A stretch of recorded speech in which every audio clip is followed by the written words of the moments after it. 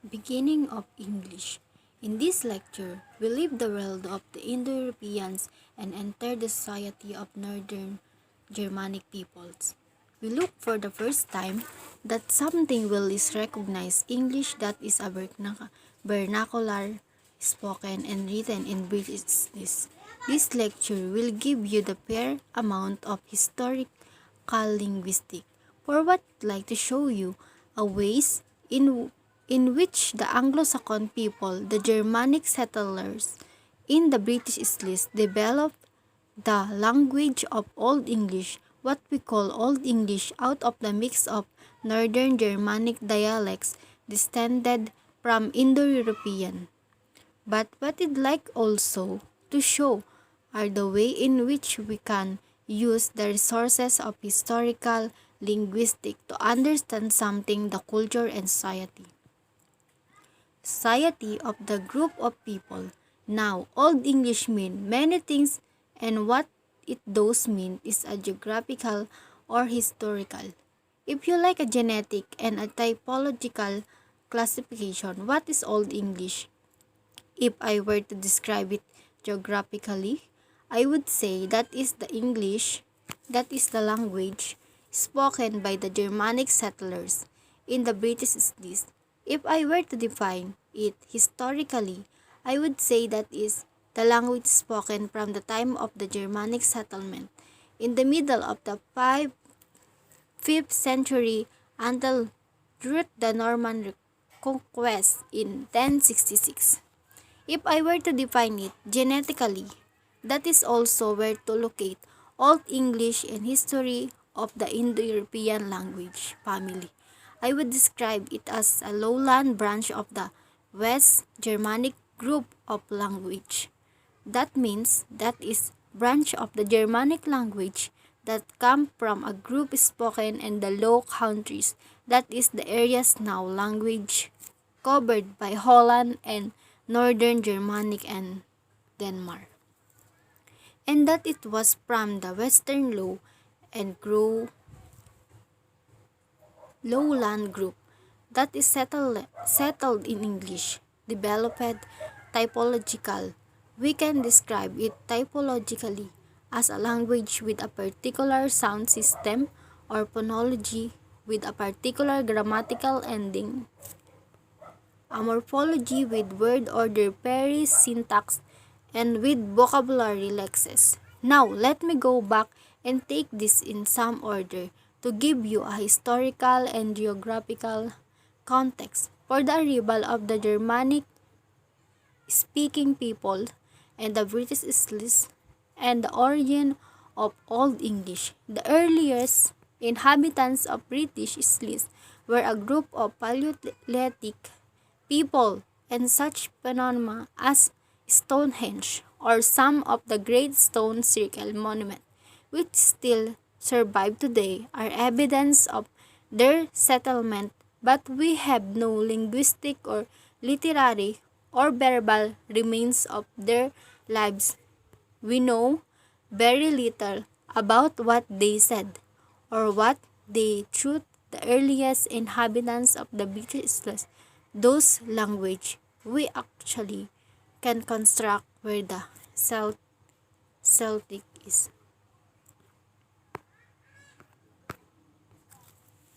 An Indo-European language and the modern Celtic language are Irish or Gaelic Welsh, Cornish Manx, the language of the Isles of Man use the language of Scotland. The Celtic speakers migrate from Europe sometime in the second half of the first millennium BC. That is for about 500 BC. And they brought with them and in their European battalion. They brought with them certain vocabulary, terms and language, and they also brought with them certain technique notably. I am working now. It was Emperor Julius Caesar who led the coronation of England through the Romans and it kept it as colony of Rome. Throughout his life, Britain was a Roman colony well into the middle of the 5th century AD, and Latin became the prestige language of administration, education, and social life. Now, let me say a little bit about Roman-Celtic relationship. The Romans spoke and write in Latin, and when I say that Latin became the prestige language, what I mean is that it was a language of administration, the language of government, the language of high ritual and belief, and the language of learning. There were some Celtic words that appear to have entered Roman Latin during the occupation. Most of these are word for places or word for geographical phenomena. For example, the word album is the Celt word for river. Now, in the modern England, there are three river Avons, the most famous of which run through Stratford, speech, Shakespeare, birthplace. So, one could well image Romans with their Celtic guiders, traversing the landscape of the Isles and pointing at the rivers and south, would say often and of course, then that became the name of the river rather than the denotation that it was a river. The river chains, Tenacious or Thames, if you like, is a originality, a Celtic name. So there are the few Celtic words and place name that come into the world of Roman Latin during the last decades of Roman colonial rule. In the 5th century AD, group of Germanic-speaking tribes and raiders began to settle portion of the British Isles, and by the middle of the 5th century, this raid and settlement become more frequent. By the end of that century, settlement began to spread from the south and southeast coast into the southwest. In the area now known as Wessex, these were tribes that were known as the Angel and the Saxon and Jutes, and by the year of 547, there was a kingdom of Germanic-speaking people established in the north of England, north of the Humber River. These people come from the area and called themselves the Angilan, the Englands, the Angels, and so they become known as the Aliens. And there are parts of England today, further south, where the Anglan settled, and so we think of areas called East England, and so West Saxon is Anglian. There are survival of the Anglo-Saxon in Curtius, if you like. By the middle of the 7th century, there were small kingdoms being established throughout England. Some of these were little outposts, really little more than extended par state and village. Others were larger, and very often this village would be established on the site of older Romans fortified campus. The word camp itself comes from the Latin word tempest, meaning of a fortified enclosure, and so there are early in comments where the places where the Anglo-Saxon began to settle as interesting archipelagically. One of the fascinating things that modern scholars have discovered is that there are Anglo-Saxon halls, that is ang Anglo-Saxon large houses built on the foundation of old Roman villas. And this is a beautiful Anglo-Saxon house that I myself have seen in the southwest England. which has a Romance mosaic floor on the bottom. And so what you can see, these are the strata of settlement, and this strata of settlement give us, if you like, the architecture of early English society and the architecture of what would be the English language in the order to understand the English that emerge. Here we need to look not simply at the strata of language Celtic Latin and then the Germanic dialect that could become Old English. We also need to look at the geographical diversity. We need to look at dialect. English has regional dialects almost from the beginnings that there is a English, and these dialects are really bounded by natural and human-made structure. Rivers and road north of the Humber River in England is North and Northumbria. It's really the first place where you have a center of English speaking and reading, learning, literature, and culture.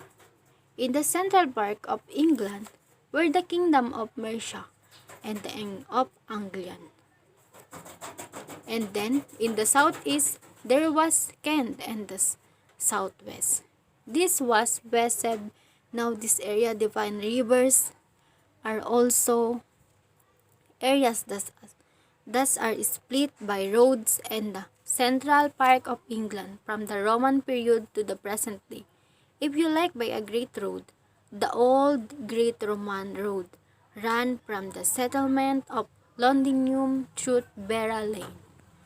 I'm modern day St. Albans all the day to Aboton, which was the Roman word, the Latin word. Amor, a camp, pig town, pig city, place of the wild pigs, Amor, a camp. Eventually, on the local dialect become Amor, a camp become Airhawk, become New York, and so the old Roman road bifurcated England from London to York on the west and the east, different dialect and different culture involved. Because they were split by this major work of human handicraft and by its patrol, and you can still see fragments of this Roman road today, so that Old English language is a language of dialect, and this is important because these dialect boundaries will correspond to some important historical monument in the narrative of Old English language and Anglo-Saxon history. I want to begin by talking about Norburia. Norburia is the first area of, if you like, Anglo-Saxon, effortless and the future who is associated with the Anglo-Saxon flowering of learning of culture was English scholar.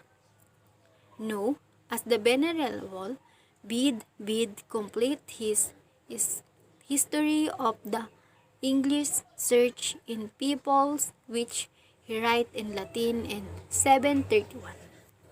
Ted Gum, the first English poet as far as we know, or certainly the potative of the earliest surviving English-born Cadgiam was Northumbria, and his poems survive in this Tombia dialect.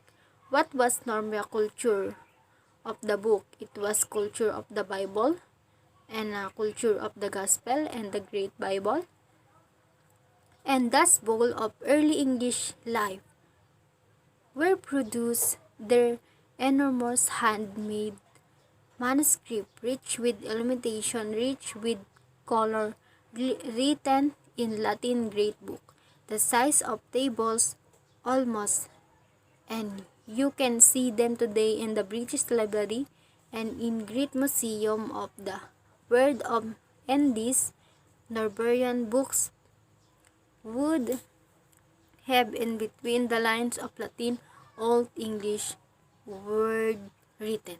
In the translation annotation, the word of learning is going on the page of the book. In this Northumbria culture, you have a word in which teaching is going on in Latin and in Old English. So what I want to stress is the earliest record we have of the English language and the British Isles are in the dialect of Norbernia, and that is many of those records are in fact not necessarily original composition, but they enter linear glosses or translation of Latin text. Now, in the middle of the country, you had Mercia and you had the Anglian, and there were intellectual, literary, and culture activities. This a loose collection of settlement and kingdom. But certainly, the real heart of the later Anglo-Saxon culture was not Mercian, not really Kentish, but West Sac. The most important dialect of Old English was West Saxon, the form of the language spoken and written in the southwest part of country. Now, this was the dialect of King Alfred. He is known as Alfred the Great because he united many of the smaller warring kingdom of principalities and Anglo-Saxon England, and he is in many ways was truly the first king of England, the first king of the English. He died in 1899, and in the few decades of his rule, he established several institutions that had an immense impact on Old English in particular and the history of the Old English language. In general, the first thing to understand about Alfred is that he set up school and court of translation to teach the classic and order English. That is literary was something that went on not simply in Latin as it did throughout medieval Europe, but it went on the vernacular, it went on in the English, and so Alfred English schools were teaching students in their own language. But Alfred English School were teaching them to read and write in a particular dialect, and what important to understand.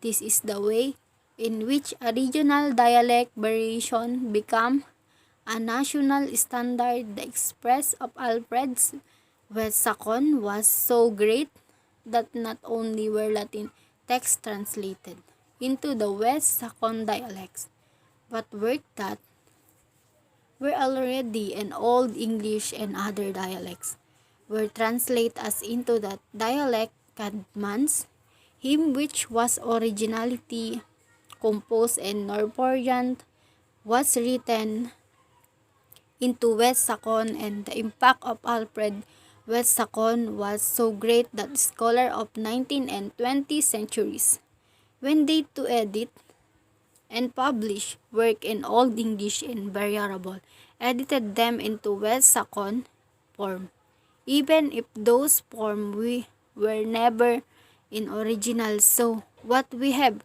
is a language that can be divided historically and geographically. And to review, the Northumbrian effervescence, that period beginning with Bede Truth from the 7th to the 9th century, which was marked by this rich religious, literary culture produced Bible, literary texts, and glues in the Northern.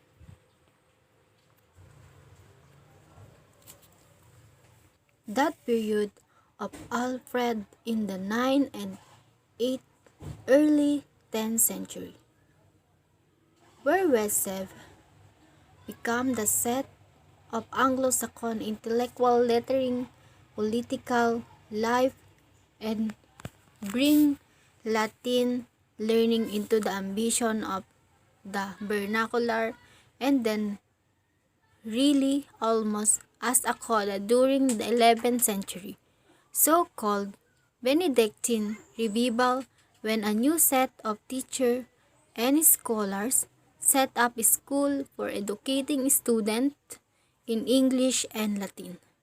But by the end of the 11th century, within a generation of two of the Norman conquest, much of this literary and intellectual activity was gone Anglo-Saxon, bishop and friars, with replaced by Norman and French once, and by the middle of the 12th century Old English had disappeared.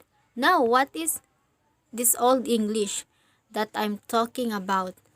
The remainder of this lecture, I'd like to go through and talk about the major linguistic future of Old English, and I'd like to start with verb now in an earlier lecture I mentioned. How Indo-European AB lot or vowel gradation change in the root vowel of a word were used to indicate change and tensor change, an aspect in some of the Indo-European language. In the Germanic language, this inherited Indo-European phenomenon, if you like, come to be up in the development of the verbal system, and there is a group of verbs known as strong verb in the Germanic language, including the Old English of course, which are strong verb because they change the vowel in the root drink, drunk, drunk, run, run. Think truth. These strong verb come in classes or groups, and Old English is distinctive among the Germanic language for the number and class organization of its of either strong verb.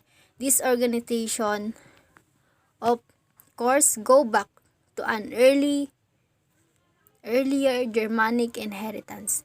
But when you think of verb in modern English that indicate changing meaning through the change in a root vowel, you are talking about Old English verb. Weak verb, by contrast, with those that signal the past tense in a D or D on ED. This is how they did it in the English. In Old English, all the Germanic language have forms of weak verb.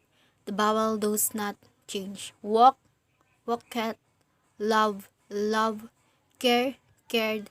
As an aside, let me state that any new verb that enter the English language will enter as a weak verb.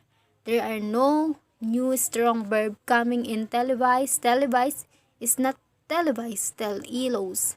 Many strong verb in fact had changed into weak verb. For example, the word learning to grow wax was once strong verb wax y out you Watson. Now it's just weak wax some verb. Still means strong shine shown, but weak verb have developed from them to indicate different aspect or different relationship. For example, I shine my shoes, but the sun shone. You hang a picture. The picture is hung a man was chained. Whenever we want to coin a new verb in English, as I just guessed, we have a coin as every week. So this issue of strong verb is unimportant for understanding the distinctiveness of English and an Old English. In particular, when we look at things like nouns, we're looking the grammatical gender. Old English had non-declension. They were in different group or classes. And if you want to signal relationship in a sentence that is subject, object, and direct object, instrument of the action, you put in endings on the word, and these were known as case ending. and all the Indo-European language has such place ending, and we see them in, for example, Latin and Greek, and we see them in many modern European language today. Masculine, feminine, neuter. Now this is a grammatical gender. It's not natural gender, the Old English word for a woman. We've written W series that our modern word wife. What is a grammatically neuter noun? It is not a grammatically feminine. Now, all concept now in Old English, for example, are feminine noun. So any noun ending with the suffix mes, like wither, where, nessa, which is a beautiful Old English word, which means stress or exhaustion or irritation, with aware of. Nessa is a feminine noun. Old English form its plural as with modern English do by adding an s, but Old English, like many of the Germanic language, they had another way of forming plural, and these are called monetated plural. And I want to spend a little bit of time explaining how this works. Man, men, goose, geese, foot, feet. The reason why this group of noun form their plural in this way is that is the early Germanic period, while the Germanic speaking people were still on the continent before the Angles and the Sakon of the Jutes made it the British Isles. There was a set of sound changes, that is that a certain suffix that had an I or a J on it would influence the vowel that precede it. Dome means dome. If you want to make it into a verb meaning to judge, you would say dominion. But over time, that I, you, me on the influence boo and change into Damian, dome, din, 1 foot, 2 feet. Over time, it become 1 foot, 2 feet now. This is an interesting change. It's a complicated change, and it is the kind of change that affect many parts of Old English. The thing that I want to stress here is this way is this something that you can use in your study of the language. You can use it to do two things. You can use it to see how English has a distinctive plural system. But you can also use it to see how words entered into the language during the period of the continental resident, the Germanic peoples. That is, during the period become the Germanic tribe had broken up. They come in contact with the Romans, and they borrowed many words from Roman Latin word that come in the early word then changed as the Germanic languages. Split up, and word that come in the early into English would change according to the sound change. So let me give you a couple of examples, and then let me turn to some other aspect of the Old English vocabulary. Money Latin had a word moneta. Where did you make money? You made money in a monetary. That's the late Latin word for a place where you make money place. Where you make coin. Okay, now monetarian, you can see don't make me on become din poc function. Become sit money, money, tetarium, that changed the owner to come mint, and so a mint is a place will you make money. Let me give you two more example. Where those amok live? Amok live in a monastery, and in Old English that eventually become a minister in Latin. You had a word that mean or 1/12 of something Unisius, with they IR, its pronoun E, Unisys affected the U and changed the pronunciation in Old English so that the word for 102 was not Unisys but it was inch. These are ways of understanding how certain words come into the Germanic languages changed in the Old English. The Old English vocabulary is immensely rich, but it's not really rich in this kind of loan words.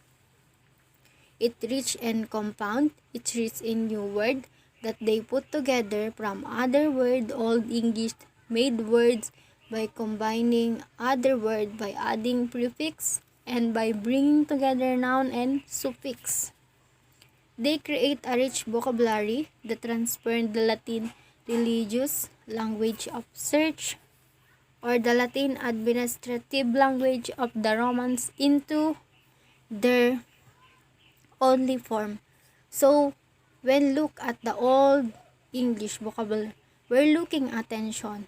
If you like between words that are borrowed and words come from outside and words that are used to express foreign concepts in native ways. In my new lecture, I'm going to give you an extended example of perhaps the most sublime case of such conformation.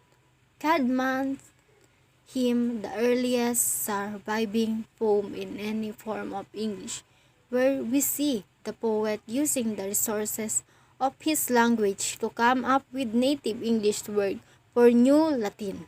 Christian concept, if you like, we can see Kajam in the monastery or the minister making new word, coining a culture in the verbal mint of this imagination.